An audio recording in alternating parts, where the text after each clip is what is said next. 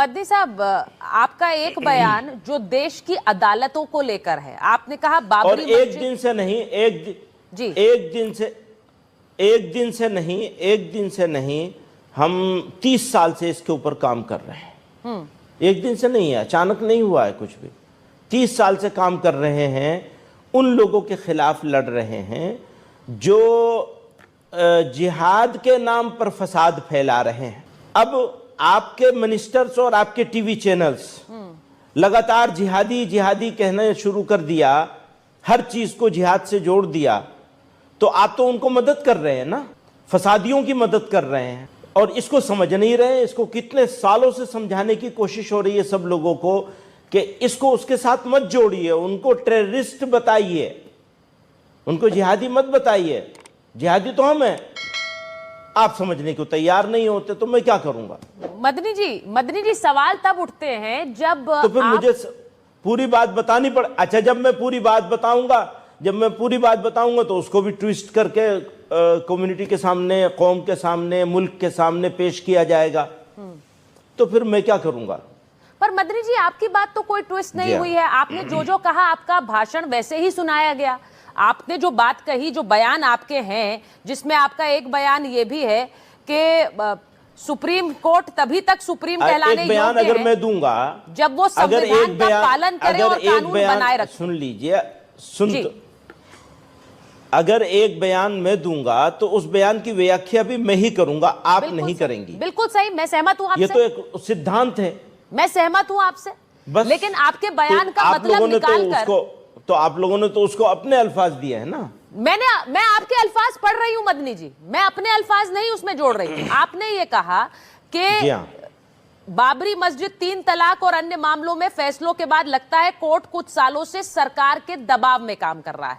और फिर आपने कहा कि सुप्रीम कोर्ट तभी सुप्रीम कहलाने योग्य है जब तक वो संविधान का पालन करे और कानून बनाए रखे। अब मैं आपसे पूछ रही हूं, क्या सुप्रीम कोर्ट, मदनी साहब कह रहे हैं कि ये अदालत, सुप्रीम कोर्ट सुप्रीम कहलाने लायक नहीं है? ये बात कहने की जरूरत क्यों पड़ी मदनी जी?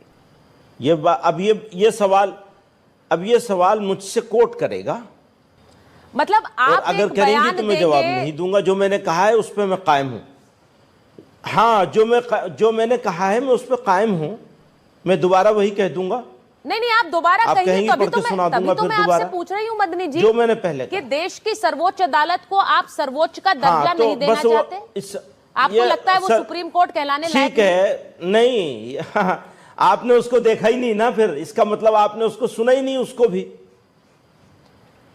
नहीं मदनी साहब, भाई संविधान सर्वोपरि है कि नहीं है, ये आप मानेंगे या नहीं मानेंगे? भी नहीं रही इसमें, ये तो आप ही के अल्फाज हैं, इसमें मैंने क्या जोड़ा? दोनों चीजों में आप अपने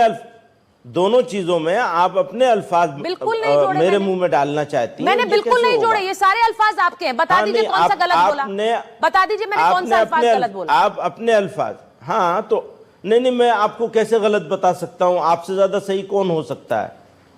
आपसे ज्यादा तो कोई सही हो ही नहीं सकता। अपने अल्फाज आप बता दीजिए मुझे, अगर मैंने बहुत शानदार है।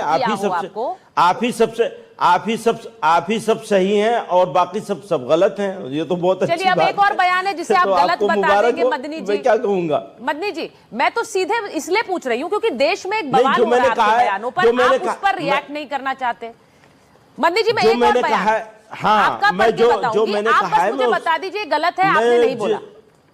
मैं आपसे पूछ रही हूँ, वो कहेंगे वंदे मातरम पढ़ो तो वंदे मातरम पढ़ना शुरू कर देंगे, ये पहचान होगी मुर्दा कौम की। अब ये आपके शब्द हैं या नहीं है, या ये भी मेरे? हाँ, ये तो भाई है मेरे शब्द और मैं इसको दोबारा कहूंगा। और सारे जो शब्द मैंने पढ़े वो सब आपके हैं मदनी जी, मेरे कोई भी नहीं थे। हाँ, नहीं, ठीक है, बहुत मुबारक हो आपको, शुक्रिया, बहुत थैंक यू। नहीं, आप इसे मदनी जी गलत तरीके से ले रहे हैं। मेरा सिर्फ फर्ज है कि जिन सवालों पर, जिन बयानों पर, आपके बयानों पर हंगामा हो रहा है, उस पर मैं आपसे सवाल। आप गलत तरीकों से ले रही हैं। नहीं, आप गलत तरीके से। तो आपको लगता है देश में जो मुसलमान वंदे मातरम पढ़ेगा या कहेगा वो मुर्दा कौम का हिस्सा हो गया? वो एक एग्जाम्पल दिया है मैंने, बहुत सारी बातें हुए हैं उसमें, तो ठीक है, वो मैं उस पर कायम हूं। मैं फिर कहूंगा दोबारा, अगर कहना होगा, जहां जरूरत होगी वहां फिर दोबारा कहूंगा, उसमें कोई बात नहीं। नहीं, मैं यही पूछ रही हूँ, यानी कि मुसलमान बार को बार वंदे कहूंगा। मातरम नहीं बोलना है। हाँ, मैं बार बार कहूंगा, वही बार बार कहूंगा इस बात को, नहीं पढ़ा जाना है, जबरदस्ती नहीं कर सकते। किसी को पढ़ने का शौक हो पढ़ ले, मुझे भी जरूरत होगी मैं भी पढ़ लूंगा, लेकिन जबरदस्ती नहीं चलेगी। नहीं, जबरदस्ती कोई भी नहीं कर सकता इस देश में किसी के साथ। मदनी आप साहब, जबरदस्ती नहीं, आप लोगों सवाल ने उठा रहे हैं। मुसलमानों को दीवार से लगा दिया है। किसने लगा दिया?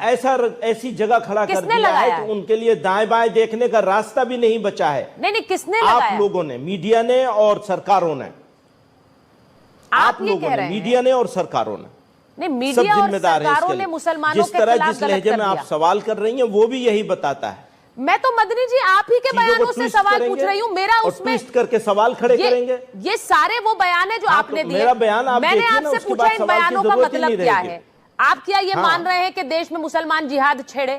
ठीक है, आप क्या ये अब मान रहे हैं कि वंदे आप लड़ना मातरम चाह ना रही हैं बोले? मुझसे, अगर आप मुझसे लड़ना चाह रही हैं, नहीं, सुनिए, मैं तो इस स्टाइल में बताइए कैसे बात होगी? अच्छा ठीक, नहीं होगी ना। ठीक। आपने बहुत सारी बात कर ली और बहुत शुक्रिया आपका, हम आपका आभार जताते हैं मदनी इस जी, बात के लिए। मदनी जी मेरी बात सुनिए। मैं आपसे सिर्फ ये कहना चाह रही हूँ कि अगर आप इस पर किसी तरह का कोई स्पष्टीकरण नहीं देंगे तो बात समझ नहीं आएगी। मदनी जी, अगर आप इस पर कोई कुछ बोलेंगे नहीं तो उसी तरह का आक्रोश बना रहेगा, उससे क्या हल होगा?